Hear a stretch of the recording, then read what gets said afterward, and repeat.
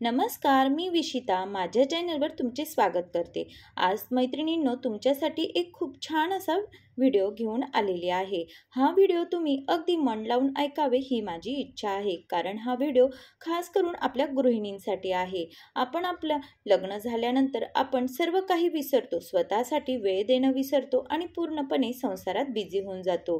सासू सासऱ्यांची काळजी, लहान मुलांची काळजी, आई वडिलांची काळजी, नवरोबाची काळजी, अशा सगळ्या गोष्टींमध्ये आपण इतकं व्यस्त होतो की आपण स्वतःला विसरूनच जातो आणि आपल्यासाठी आपल्याला काहीच वेळ उरत नाही आणि आपण यामध्येच समाधानी असतो। पण मैत्रिणींनो, कधीतरी आपल्यासाठी वेळ हा काढला पाहिजे। म्हणूनच मी तुम्हाला आज अशी कहाणी सांगणार आहे की तुम्ही तुमच्यासाठी वेळ हा नक्कीच काढाल। तर तुम्ही ही कहाणी शेवटपर्यंत अगदी मन लावून ऐका, तुम्हालाही खूप छान वाटेल। तर ही कहाणी आहे कहाणी चाळीशीची, दिव्याच्या अमावस्येची। एकदा दोन मैत्रिणी ऑफिसमधून घाईघाईने बाहेर निघाल्या। एक दुसरीला म्हणते, अगं आज दिव्याची अमावस्या, श्रावण सुरू होईल, घरी जाताना पुरणाचे सामान, आघाडा दुर्वा घ्यायचे आहे।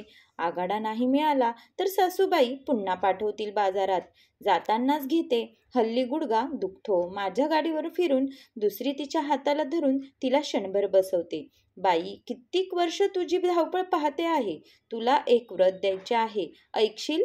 बाई बाई, कबुली देणे सोपं नसतं, ठाऊक आहे मला, पण द्यावी ग कबुली कधी कधी प्रांजळपणे। 40शी पार होत आलेली असते, शरीर गप्पा मारायला लागतं, त्याचं अस्तित्व दाखवायला लागतं, कान द्यावेत त्याला, क्षणभर ऐकावे त्याचे। मुलांचा शाळा, नवऱ्याचा डबा, इगो, घरातल्या वयस्कर लोकांच्या तू समजून घेऊन अंगावर घेतलेल्या जबाबदाऱ्या, सगळं तसंच ठेवायचं। तुझा आग्रह अर्थात स्वाभाविक आहे, त्यासाठी तुझी अखंड धडपड सुद्धा। ऑफिसमध्ये बाई म्हणून कोणतीही सवलत घेणे तत्वतः तुला पटतच नाही, तशी मानी आहेस तू, त्याच्या सगळ्यांना रास्त अभिमान सुद्धा आहे। त्यासाठी प्रत्येक आघाडीवर अटीतटीने लढताना एक क्षणभर थांब जरा, किंचित पॉज घे। सकाळी उठून ओट्यापाशी उभे राहणारे तुझे पाय काही सांगू पाहतात तुला। अखंड गाडीवर फिरणाऱ्या या झाशीच्या राणीची पाठ कुठेतरी जाणवून देते तिचे अस्तित्व। आजकाल कणिक मळताना हात गप्पा मारतात, अभ्यास घेताना मुलांच्या समोर बसलं की उठताना गुडघा झकास कळ मारतो अचानक, अन घाईघाईत अकारण ओळशाला चेहरा तू उठतेस, ओठावर आलेले आई ग गिळून टाकतेस अन कान घट्ट बंद करून पुढच्या तयारीला लागतेस। बाई ग, तुलाही एकच जन्म मिळाला आहे, सुपरवुमन बनण्याच्या नादात किती ओढशील शरीराला, थांब जरा।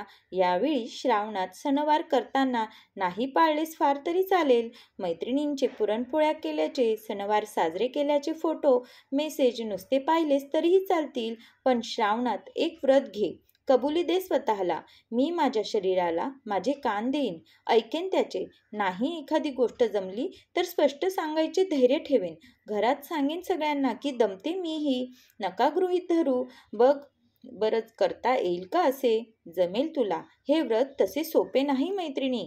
त्यासाठी काय करावे, मन घट्ट करून आपल्या खोलीत यावे, 10 मिनिटं मांडी घालून बसावे, मनाचा आरसा लख्ख घासून घ्यावा, आपल्याच लहानपणीचा चेहरा समोर आठवावा, किंचित हसू येईल ते हसू पकडून ठेवावे आणि मग आपल्या अवयवांशी गप्पा माराव्यात, त्यांना बोलतं करावं, त्यांची दुःख जाणून घ्यावीत, पुन्हा एकदा लहानपणीचा चेहरा आठवावा, खोल श्वास घ्यावा, आपल्या अवयवांना मनापासून सांगावे, बाबांनो, मी उतणार नाही, मातणार नाही, तुम्ही इतके दिवस न कुरकुरता माझी साथ दिली, मी तुमची साथ सोडणार नाही। मग काय करावं, चेहऱ्यावर दोन्ही तळवे फिरवावेत, 40शीच्या बदलांची नोंद करावी, आपले रुटीन थोडेसे बदलावे, ओट्याजवळच्या बेसिनचा नळ सोडावा, सगळे काही पहिल्यासारखे असावे, असलेच पाहिजे हा अट्टहास त्यात सोडून द्यावा। फक्त आपल्यासाठी आपल्याला हवा तसा एकच कप चहा करावा, इतक्या मोठ्या घरात पहिल्यांदा स्वतःसाठी एखादा कोपरा धुंडाळावा, मगाशी सांगितलेले चिमूटभर धैर्य घ्यावे, 10 मिनिटं मला हाक मारू नका रे असे जाहीर करावे आणि सावकाश तो कप संपवावा। श्रावणाच्या 40शीचे हे व्रत कोणी करावे, स्वतःला दुय्यम स्थान देऊन घरातल्या सगळ्यांच्या हाकेला ओ देणाऱ्या सुपर वुमनने करावे, घरचे आवरून ऑफिस गाठून पोरांचा अभ्यास घेऊन रात्री ओटा आवरणाऱ्या आईने करावे, पेपर वाचत 2 कप चहा पिणाऱ्या अन दळण किराणा देखील न आणणाऱ्या नवऱ्याच्या बायकोने करावे. सासूला विचारून ऑफिसातून भाजी आणणाऱ्या अन घरातले शिळे चुपचाप खाणाऱ्या सुनेने करावे. आपल्यालाही एकदाचा हा जन्म मिळाला आहे हे विसरणाऱ्या, ॲडजस्टमेंटमध्ये धन्यता मानणाऱ्या, शरीराचे न ऐकणाऱ्या, ठार बहिऱ्या प्रत्येक बाईने हे व्रत करावे. दिव्याच्या अमावस्येला सुरुवात करावी, श्वास असेपर्यंत ते पाळावे. ही 40ची साठा उत्तराची कहाणी सुफळ संपूर्णम. विशेष टीप: सुजोगच्या भाषेत यालाच म्हणता मुद्रा थेरपी. स्वतःच्या स्वास्थ्यासाठी स्वतःच्या शरीरावर ध्यान लावणे आणि स्वतःचे स्वास्थ्य सुदृढ राखणे. तर मैत्रिणींनो, तुम्हाला ही कहाणी कशी वाटली कमेंट्स करून नक्की सांगा आणि तुम्ही या कहाणीचा काहीतरी उपयोग स्वतःसाठी करून घ्या ही माझी तुम्हाला आग्रहाची विनंती आहे. तर तुम्हाला हा व्हिडिओ आवडला असेल तर चॅनलला लाईक करा आणि सबस्क्राईब करा. मी तुमच्यासाठी असेच छान छान व्हिडिओ घेऊन येईल. व्हिडिओ शेवटपर्यंत पाहिल्याबद्दल धन्यवाद. परत भेटू एका नवीन व्हिडिओसोबत.